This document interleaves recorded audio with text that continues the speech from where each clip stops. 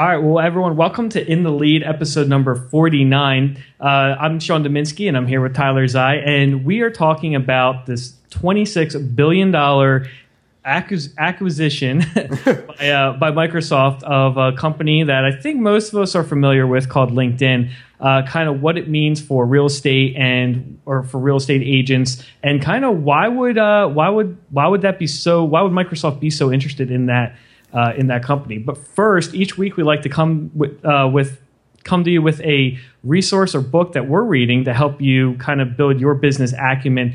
And that's brought to us by Audible.com, the world's largest audiobook marketplace. And Tyler, did we have a book for this week? Yeah, I definitely do. Let me grab it quick. So this book is another business book.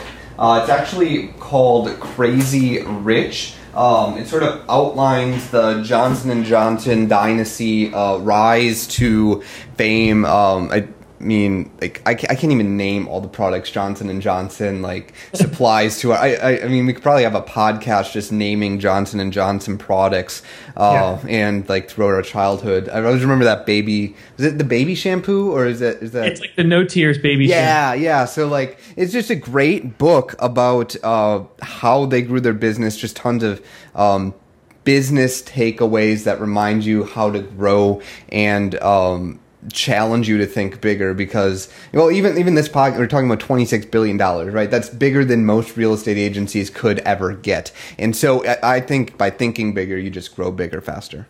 Gotcha.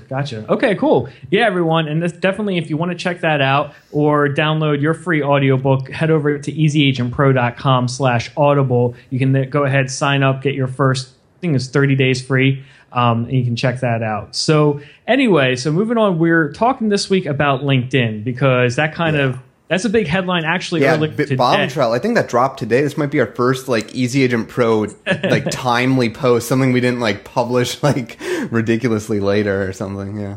Right. Yeah. So now they were acquired $26 billion in cash. It's a lot of money, huh?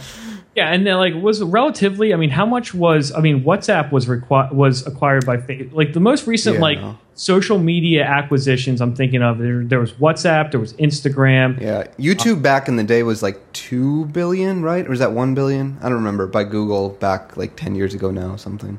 Right. Well, it's funny because it just seems like nothing nowadays. Everything escalates higher and higher.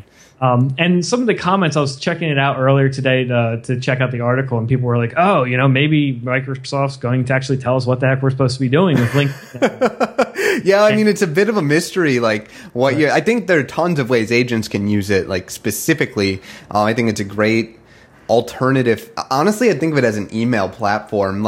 If you don't know someone's email, you can actually send them direct messages just by being in the same group as them, or I think you can send 5 free direct messages per month maybe. So it's a great way to, and the other thing is sometimes if you're emailing from let's say a Yahoo email, you'll hit the spam filter. If you send it through LinkedIn, chances are it's actually going to get where you want it to go. So it's a good way to get that email actually to the recipient you'd want. Right. Well, so a lot of people, agents, they kind of view LinkedIn as just kind of like an online resume, right? Yeah. What's the best way that an agent can utilize that space that they have in that profile? Yeah, so I wrote a post.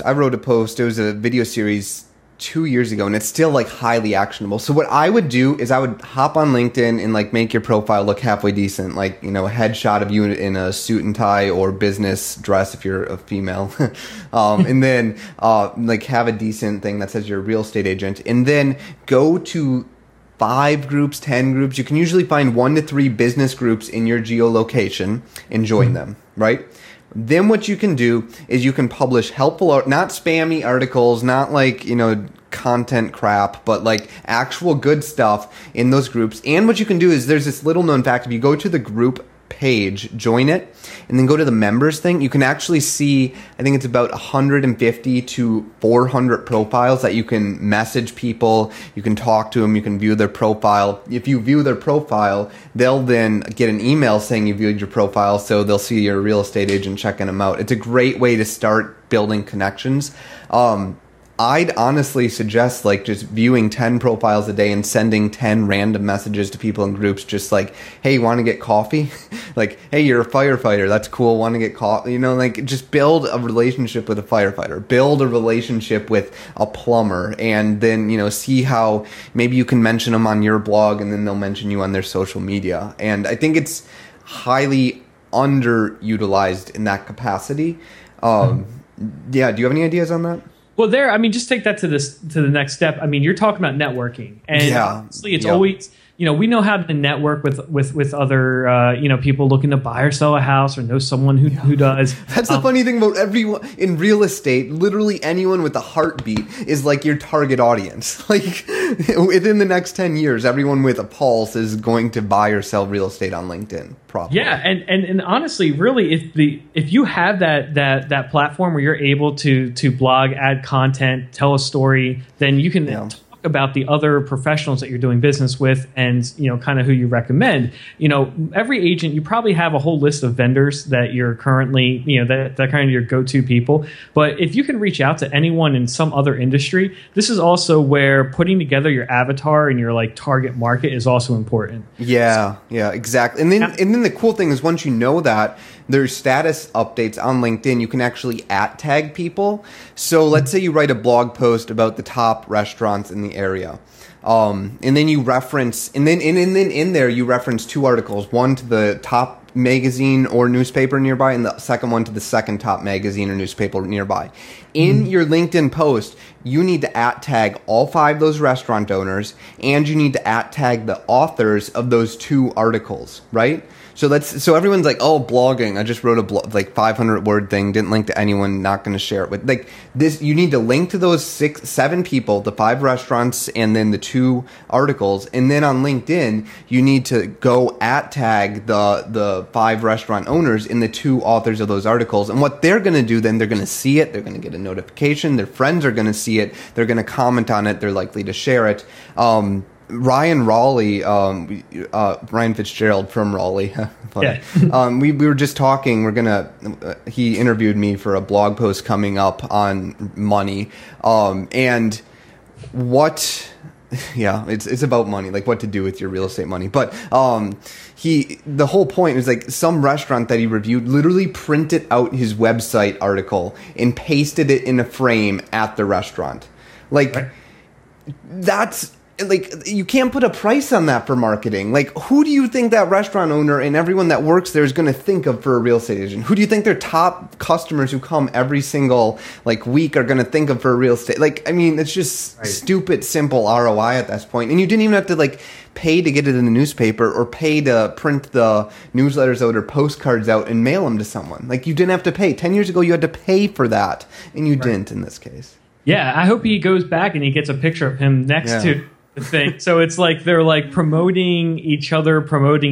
So and that stuff, I mean, because for that restaurant, they're not doing it because they want to help him out. They're doing it because he was helping them out, and it looks great on the wall. Hey, look at, you know, they want to, you know, I don't know how many Five Guys you have out there, but that's something that they do. Every time someone mentions them in the local press, or, you know, they try to make it as local and regional as possible. They'll print it out and put them on the walls. So having a restaurant that does that, that's going to be someone that you want to, you know, probably, you know, maybe do a little expose on your site, on your blog or so. Yeah, like give to get is alive and well in real estate. And it's really what you do on LinkedIn. Like whether it's messaging people or blogging, just reach out to them, find one way you can physically help them, just the simplest thing, and then, you know, make that connection, do that task, whatever, and then you've got someone who's going to give you referrals. You've got someone who might do business with you directly, and I think that's where the power of LinkedIn is lost on agents. They don't want to take. No one wants to write that message. So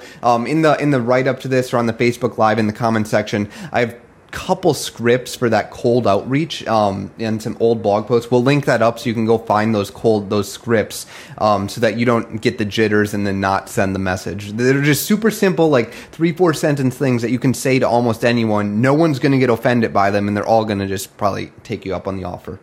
Yeah, absolutely. Now, what do you think was Microsoft's interest in? Oh, geez. I don't know.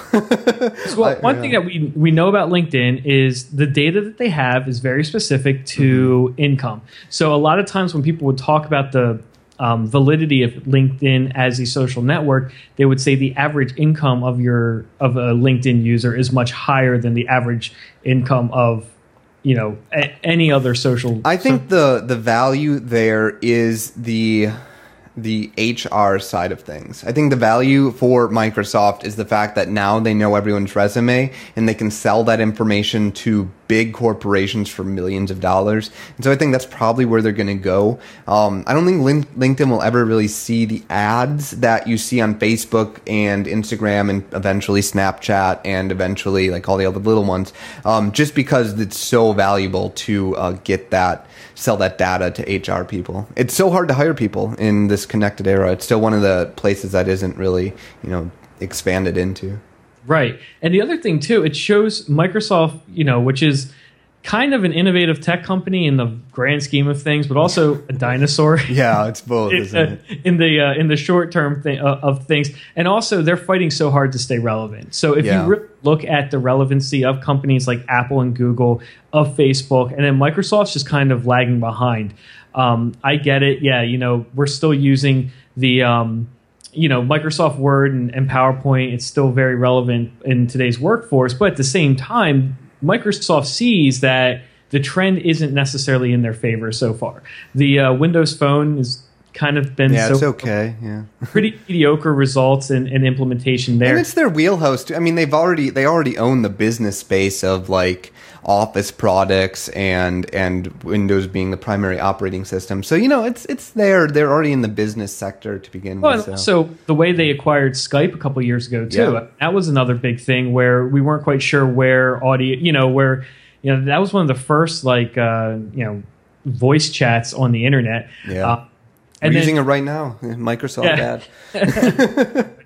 So yeah, and that's something that I think honestly it's just a lot in the environment today. A lot of times these big companies are just looking for users to acquire as many users as possible because in my theory, I don't think they know how they're going to use LinkedIn or Skype for their benefit really financially. It's just one of those, we want to have it so when we do figure it out, it's there. It's there. And I think they're just kind of looking at grass. But either way, it just kind of shows you that this is the future, and even like companies that aren't going anywhere like Microsoft still realize that they have to expand. Yeah, it's like 26 billion reasons why you should get your butt on LinkedIn tonight and like start marketing on it, right? Like it's not going like nowhere. It's growing fast and it's like still putting up user growth that's impressive. And yeah, they might not know how to make money, and so like if you're buying stocks, you might not want to buy that one. But if in terms of marketing your business, it's got great local reach on a local level. Nice. Cool. Well, I mean, I think that kind of wraps up for this week. Was there anything else you wanted to add? Really, basically the idea is get on LinkedIn, refresh it, put your current opportunity. And just reach out, the three ways you can reach out to people. Directly message as many as possible. Go to groups and find ways to look at people's profiles in the member section, and then message those people with just hey, I'm Tyler. I sell real estate. Want to get a coffee at Starbucks and figure out how we can work together. Lawyers are looking to grow their business. Plumbers, electricians, all your home, just reach out to them and try to figure some stuff out. Yeah, cool. All right, guys. Well, I hope that helps. For show notes and comments, check out head back to the blog. There's one question. What's up? Yeah. So my opinion on LinkedIn released. For those of you that don't know, long form on LinkedIn, they tried to create their own blogging network. They kind of lost out, in my opinion, to Medium and Quora, and actually Facebook just launched their own. They turned their old note section into sort of a Medium-like blogging type system. If you don't know what Medium is, it's basically a blogging thing that's kind of caught on. My opinion is you're not going to probably see results from the long-form post function on LinkedIn as a local agent. If you're some hotshot tech person, you can probably go viral and reach more people on LinkedIn. But I haven't seen it infiltrate that lower local level yet, where if you write it, they'll see it. The view count is still better if you write that post on your blog and then share it on LinkedIn and get traffic going back there. So that's my opinion on that right now. Cool. Well, let's wrap it up. Thanks for tuning in on Facebook Live. Hope you liked it. Reach out, message us at EasyAgentPro or send an email to Tyler at EasyAgentPro if you like that, and we'll try to do it again. So thanks. See you all. Hey, guys.